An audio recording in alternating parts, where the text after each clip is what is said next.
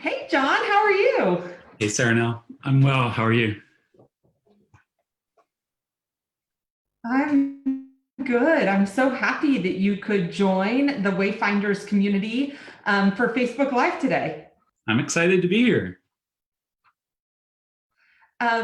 Well, just so the community knows, John and I just talked to each other on Monday. But I already feel like there's so much to catch up on. So if I start going down all sorts of rabbit holes, then you know what I'm doing. But I'm going to try and stay really targeted on our topic today, which is how to build a meaningful and profitable business. And so you and I both started our coaching businesses just over a year ago.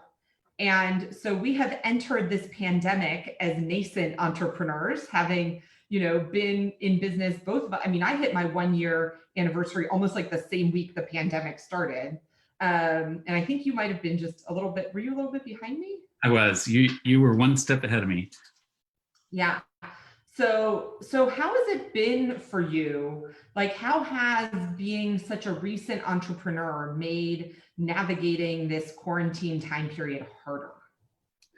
Well, yeah. So you and I have talked about it, and I've had this discussion with other coaches as well. It's been a challenge for those of us who really were in the early days of our business and had business plans that, in my case, called for a lot of networking, of having coffee meetings and lunch meetings and meeting for drinks and dinners to be able to activate my network so that they knew what my coaching really was all about and who my ideal client would be for me. And obviously all of that went on hold. So I moved from having a calendar where I was meeting with people daily, 5 days a week, to really at first not knowing what to do. So it was a hard pause and then reassess. Now what do I do? Yeah. And for me, I felt like I had these plans and these metrics, and I was like driving towards them with really focused intensity, which anyone who knows me knows is pretty much how I do everything. Yeah. And then all of a sudden I was like, wait a second, this isn't realistic anymore. And now what does it look like? Like, I've had these plans and I've been executing really on my launch plan since day one in a very methodical way. And now it's like plan interrupted. Like, now what happens in what order and what's a realistic time frame for some of these goals that I had set for myself? Yeah. Yeah. So obviously I do know you, and I'm not at all surprised by that. And you and I have talked many times over the past couple of months, and a phrase that you and I have used with each other is, what do we have the energy for right now? So it's Right. not just what is the plan or what is the new plan, but how much energy do I have to put into the plan given everything that's happening around us? Yeah, and I know that I've shared this with you before, but a big turning point for me was in that Claire Breeze Care and Yeah. Resilience call when she said, impermanence creates possibility. Right. And so what possibilities have been created for you in this impermanent state? Yeah. Yeah. The phrase that I think a lot of people have been using is, in this dark cloud, what is the silver lining? And Mm-hmm. as I think about the silver lining for me, it really has been, okay, since I can't have all of the meetings that I thought I was going to be having, what am I going to do instead? And part of that has really been opportunistic, of what are the opportunities that are presenting themselves to me and what do I make out of them? And as you know, I really wanted to do team coaching in addition to one-on-one coaching, and had put a couple of proposals out that were very promising before all of this happened. But still, what came out of that was some virtual team coaching that I was able to do, which really opened things up to me of, it doesn't have to be everyone in the same location. We don't have to fly people in to be able to do team coaching. We can do this really well on this platform, even with breakout groups. And the other thing I would say is, I had an opportunity to participate in a big corporate RFP that had things been business as usual, I probably wouldn't have had time for. But it was a great experience being able to look at, what are the contributions that we can bring into a big corporate environment, and essentially following that process to be able to submit a bid. So I don't know if you remember this from 2008, but obviously we had massive unemployment numbers then too. Sure. And a ton of people, I was recent enough to graduating from law school that a ton of people were graduating from law school and could not get legal jobs. And so here in Atlanta, a couple of our beloved institutions arose out of that, which people might not even know about, but there's a organic popsicle company called King of Pops. And the guy who founded that was a Georgia State law graduate who couldn't find a job, or his job got rescinded. And he was so he decided to start selling popsicles on the corner of North Avenue, which is a really busy street, and North Highland, and has built a popsicle empire and sells popsicles all over the East Coast, and has this farm and this whole lifestyle that, had he gotten that big corporate job that he was expecting in a law firm, he would never have this enormous popsicle company. And then there's another couple guys who graduated from Georgia State Law School, and they started a company called Grindhouse Burgers, which is now even in the Atlanta airport. And they have 10 locations around Atlanta. And I remember going when Grindhouse first opened and sitting at the bar, and the guy flipping burgers was super bitter about the fact that he had busted his butt for 3 years in law school and was flipping burgers like a guy at Burger King, and was he was one of the owners, but he was super bitter and resentful about it. And now they have this burger empire, right? And have been so much more wildly successful than they ever would have been if they'd done the traditional law firm kind of lockstep path. And so I'm just thinking about all these people out there right now who are feeling so lost and so down, and all their options have really been reduced to nothing, just like that guy at Grindhouse Burgers flipping burgers.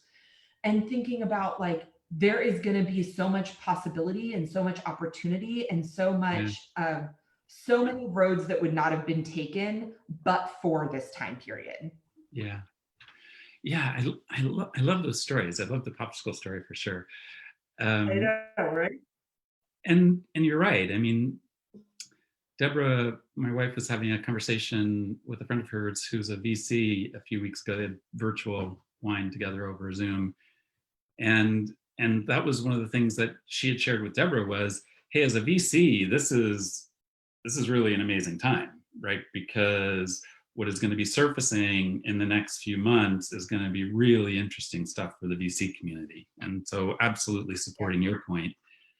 And I was thinking, Sarah-Nell, as you were sharing those two stories, as a coach, one of our magic questions is,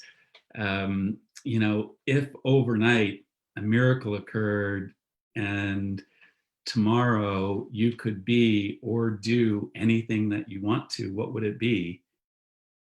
I don't think anyone's going to refer to this as a miracle in that sense, but people are finding themselves in a situation where they can really reboot of, maybe that job that they had before doesn't exist anymore.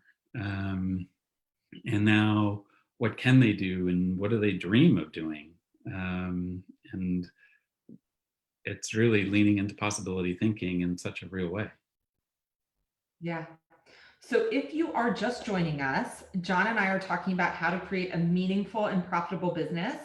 And we are just about to get into the meat and potatoes of our conversation and share some of our secret sauce here. So before we do, I know that there are people in your network who need to hear this message of hope and inspiration and possibility, especially at this time. So go ahead, down in the right-hand corner, there's a share button, and you can either share it on your timeline, or you can start a watch party. And you know what? Even if you aren't watching this live, you can still share it. So if this message is resonating with you, I am sure that it is going to resonate with your friends. And please, please, please share this message. So I know that we have both been very fortunate to have success as entrepreneurs. As my husband keeps on saying to me, yeah, but Sarah-Nell, the famous quote, the harder you work, the more luck you seem to have. So I will say that there's been a lot of elbow grease as well as blessing in our success as entrepreneurs. But what is the one piece of advice you would give to someone who is thinking about starting their business during this time period?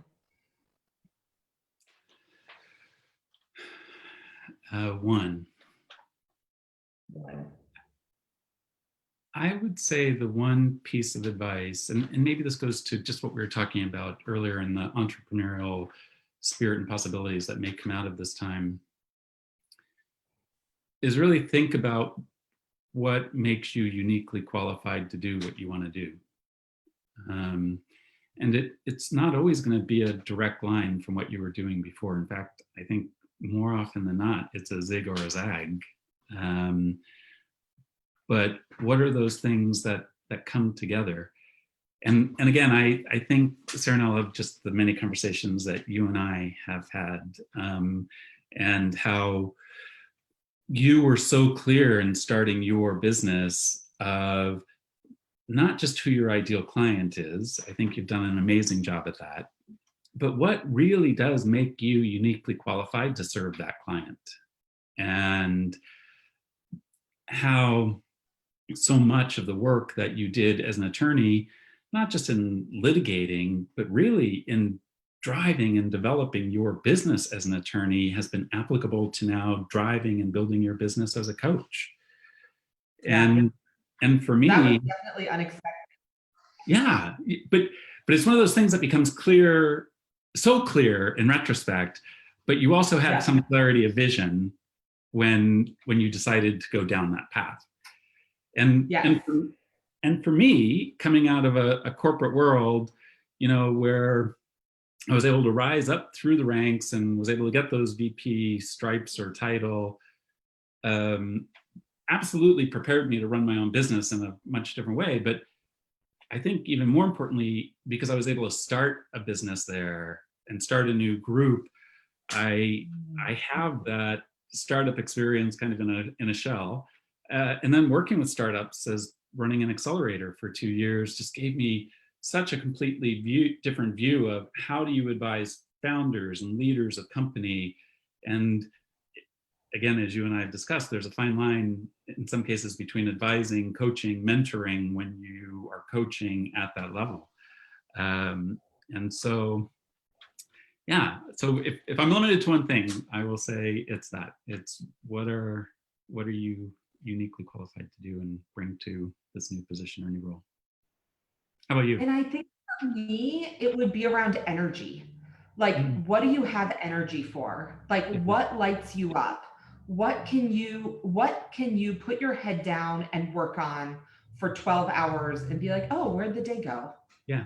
Because so much of being an entrepreneur is in putting that time in, is in having those conversations. And if you don't have energy for it, you're just going to procrastinate, because you need to really be self-driven. There's no external deadline. And so for me, it's really about, like, what do you want to wake up at 5 o'clock in the morning and work on, right? Yeah. Like, that's what you need to throw yourself behind in terms of entrepreneurship. Because as my kids say, like, daddy loves to eat and mommy loves to work. Like, like, if you find me sneaking off, like Al's sneaking off to the pantry and I'm sneaking off to the office. And if you're looking for me in our house and I've disappeared, I am probably sitting at my desk because I had some aha moment and I wanted to immediately write it down. And I feel like that's what that has been like my secret sauce in being successful, right? Yeah, I agree. I agree on 2 points. I agree that is your secret sauce. And you and I, we use that phrase with each other a lot of, what do you have the energy for? And like you, I spend a lot of time in my office too. But I almost think of it as, when putting in those long hours working on this, it's like when you've had a really hard workout, like you're physically exhausted, but you're still energized. Yeah. Yeah. Yeah. And that's what, for me, like, that's what I think that clients, especially if you're in a service-based industry, really react to your energy. And so when you bring that energy and enthusiasm and passion to your sales conversations, your clients really pick up on it and want to be part of that. Yeah, I agree with that. Um, so we both know a lot of folks in our coaching program who graduated with us in December who haven't had as much early success, right? Who are struggling to put the pieces of their business together. And we know them, so we know they are just as passionate and Sure. just as talented, if not more talented coaches than you and I are. And you and I have been able to stay pretty well full plated. So what do you think the difference is there?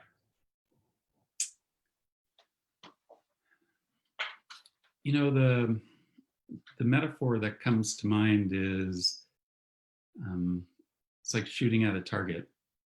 If you know what the target is and where the target is, you have a better chance of hitting it.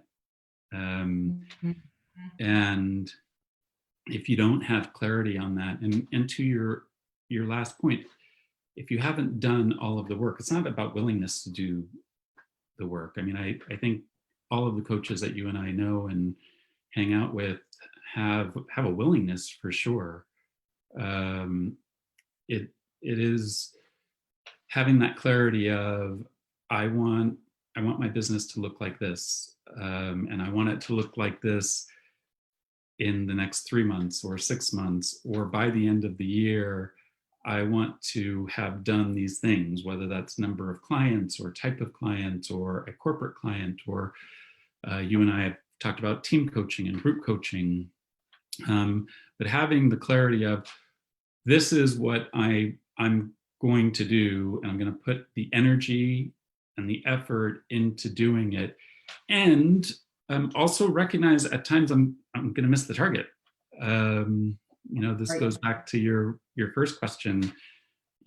I had a pretty aggressive goal of where I wanted my coaching business to be at the end of March, and I was on the path to get there with the prospects identified, and in some cases even a proposal out in their hands. And then, suddenly a few of them hit the brakes. And so that was a reset of, what had served me well before the pandemic wasn't going to serve me well during the pandemic. And so what were the things that I was going to have to do differently? Or in at least one case, what was I going to pivot on and now do as an online opportunity versus a face-to-face opportunity, which is originally how it was proposed. So I don't know that that is the only one thing, but I think that's a big thing, is just having clarity on what you want your business to be and then putting the plan in place and executing on the plan. What do you think? I know how much I love a plan, John. It is all about the plan. That's what gives me energy.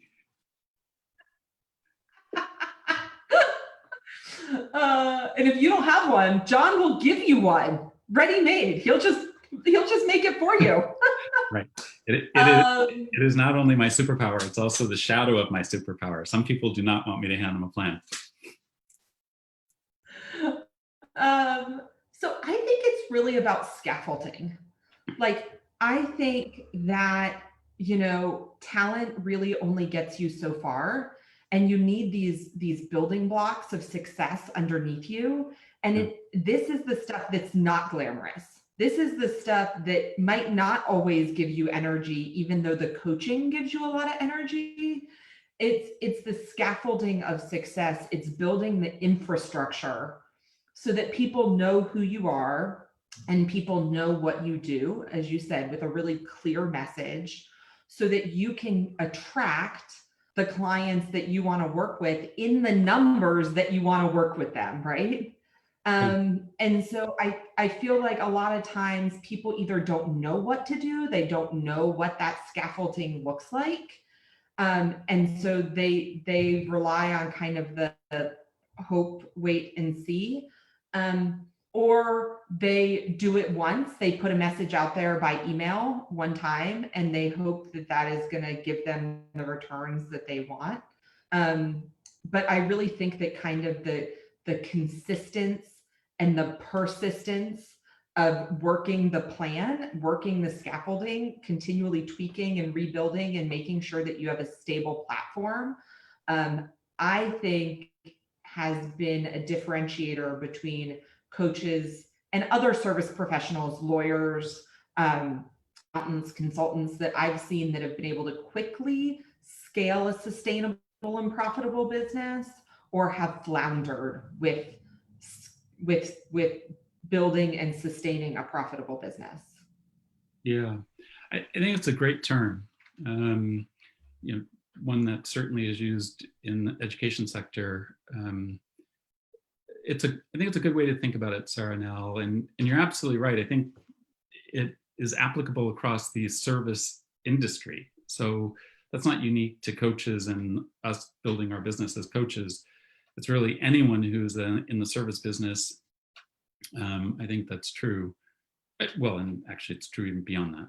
It's just the discipline of continuing to work to your plan, whether that's your marketing plan or your overall business plan. And there are definitely things that aren't glamorous, that just aren't a lot of fun. And it's persevering and it's measuring, but it's also recognizing that some things just may not be working, and that you need to have the discipline to ensure that it is not working, that you're not just giving up on it, but then also being able to try something different. Yeah. And I really struggled early on with coaching. I had really great KPIs, key performance indicators, when I practiced law. And I was very, very metrics driven. And I struggled, as you heard me struggle during coaching, because I really had a hard time not measuring key performance indicators like how many clients I had or how many prospects I had or revenue. That stuff was easy. But what was driving that? What were the metrics of success that were like underneath that? And for me, it felt really like kind of magic. It felt totally unquantifiable for a long time. And so figuring out how to measure that gave me a lot more security in terms of feeling like I had a sustainable business, as opposed to like things were just kind of happening in my business and I didn't really understand how or why. Yeah, so I'm going to go a little bit out on a limb and hope that you're comfortable with me sharing this with our viewers. I remember the conversation where we got to a little bit of a breakthrough on that, which was ask your clients.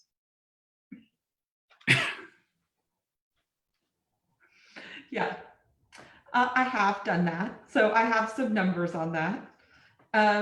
But I also have gotten better. I think I didn't have a big enough data set either. Like when you're only coaching for 3 months, like how can you possibly look at trends? And so I think that also has been helpful, that the bigger data set you have, the more you can identify what's working and what's not working. Yeah, I agree with that. So what do you wish you had known 18 months ago that you had to learn the hard way as an entrepreneur?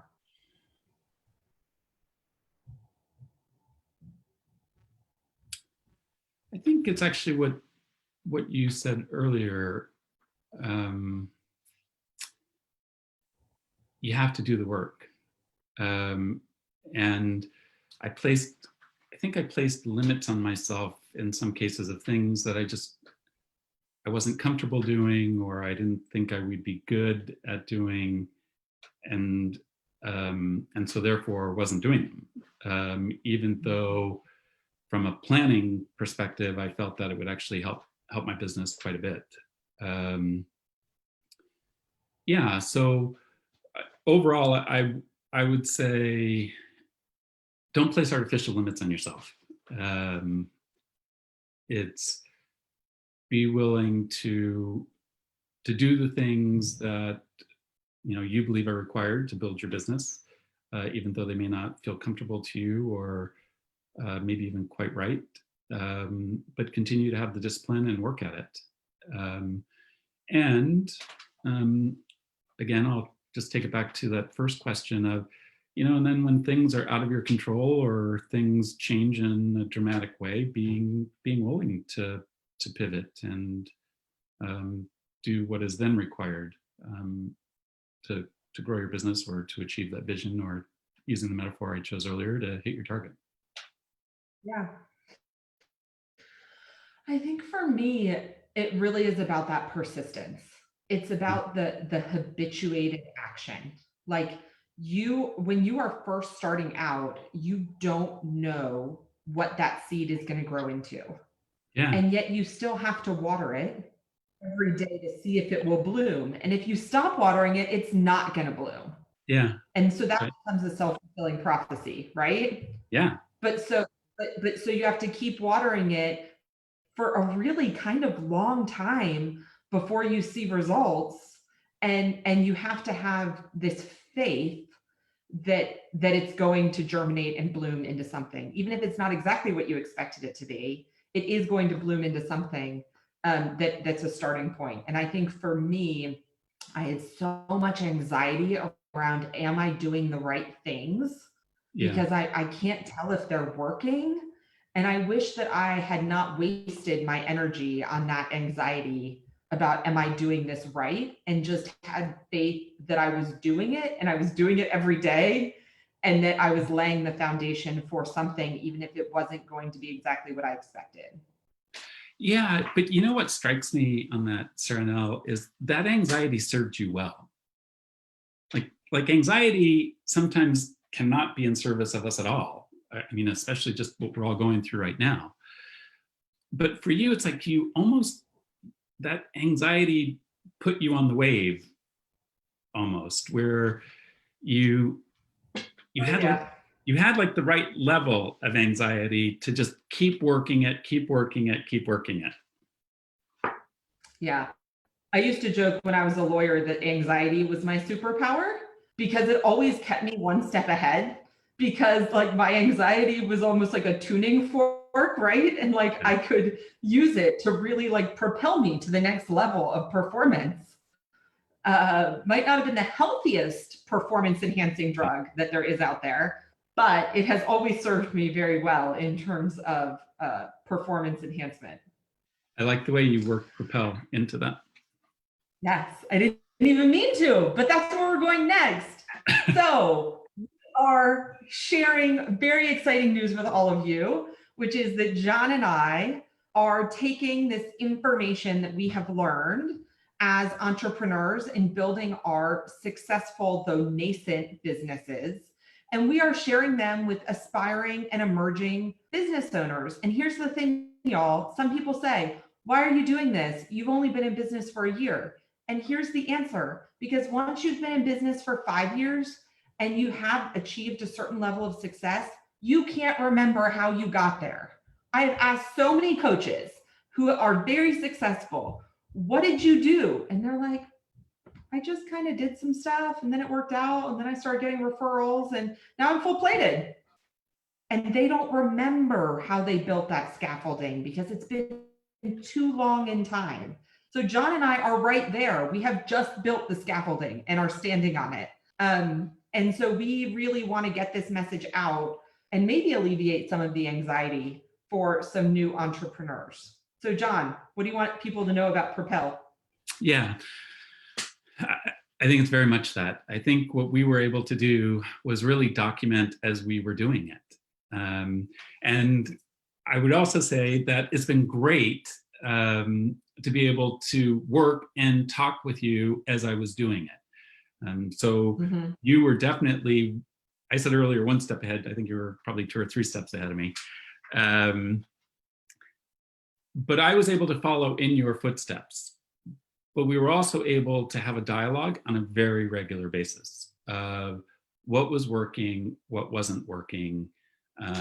We have different targets, right? You are very clear on your target. I'm very clear on my target. They are not the same target. Nope. But the steps that we take to get there are the same steps. Messages are different. Your ideal client's different than my ideal client. Your value proposition is different than my value proposition. But the methodology is exactly the same. And I think what we really benefited from was being able to share that with each other along the way and iterate. And that's really what we brought into the design of Propel as a group coaching method, where yes, we're going to share the best known methods, or BKMs, that we've been exposed to, or in a couple of cases developed ourselves, or even with the help of others. But then it's really creating an environment where people are able to get the feedback and give feedback in the same way that you and I were able to do that with each other. Yeah, and I think that accountability piece is so key, especially for some of the things, again, where like you have energy for the coaching, but you don't have energy for some of this business of coaching stuff, or the business of building a business. And so to have someone hold you accountable to do those things in a group program, I think is incredibly powerful, and something I kind of wish that I had, to be honest. I wasn't. I had you, which was great. But I wish that we had had a more business focused group that we could all be bouncing ideas off of. Yeah, I completely agree. Which is along the way. Which is what we're doing. We're really just building the group we wish we'd had. The other thing that I love about this is the idea that being an entrepreneur is like, can be really lonely. And especially right now when you can't go to a co-working space, you can't go to a coffee shop. And so one of the things that I have loved about our friendship is that I've always felt like I had a coworker or a co-conspirator where I could call you when I landed a client and have someone to celebrate with, because my family is like, oh yeah, great. You always do that. Like, this isn't exciting. And I'm like, yes, it is. Every time it is really this exciting every single time. And so to have people, and we have a whole supervision group, y'all, of 6, 7 folks that we meet every other week. But to have a group to share your successes with, and also to act as coworkers, I also think is so powerful. Yeah, I completely agree. So what else do you want people to know? Anything else? Yeah, it works. I think we have been able to demonstrate that the approach that we've been using works, and that even in times like this, I'm not bringing on clients at the rate that I was, but I'm still bringing on new clients, as are you. And you said it earlier, but I think it's worth saying again. It really isn't just for coaches. It's really anyone who is at this time going to start their own business. And I think this is a step-by-step methodology to be able to do that, and to be very thoughtful in the way to do it. Yeah. So if you are interested in learning more about Propel Group Coaching, we have a landing page where you can contact us. And if you do contact us, then I will send you an email that gives you some information on some upcoming Q&A sessions with me and John. We're having a couple more. And I think our early bird pricing is still on for another week. So, so if you want to get in touch with us, you can do that by Facebook. You can do that by going to our landing page at bit.ly/propel2020, and I'll put that in the comments. John, what do you want to leave everyone with? Do you want to leave them with a question or a quote or a thought? Yeah, I think it's a question. I'm going to go back to what you said earlier about yourself. What gives you energy? What lights you up? And is there a way to now be able to do that and create a business for yourself where you are finishing each day excited to start the next day? Mm-hmm. May it be so, friends. May it be so. Thank you for spending this time with us. I'm going to go ahead and stop the live.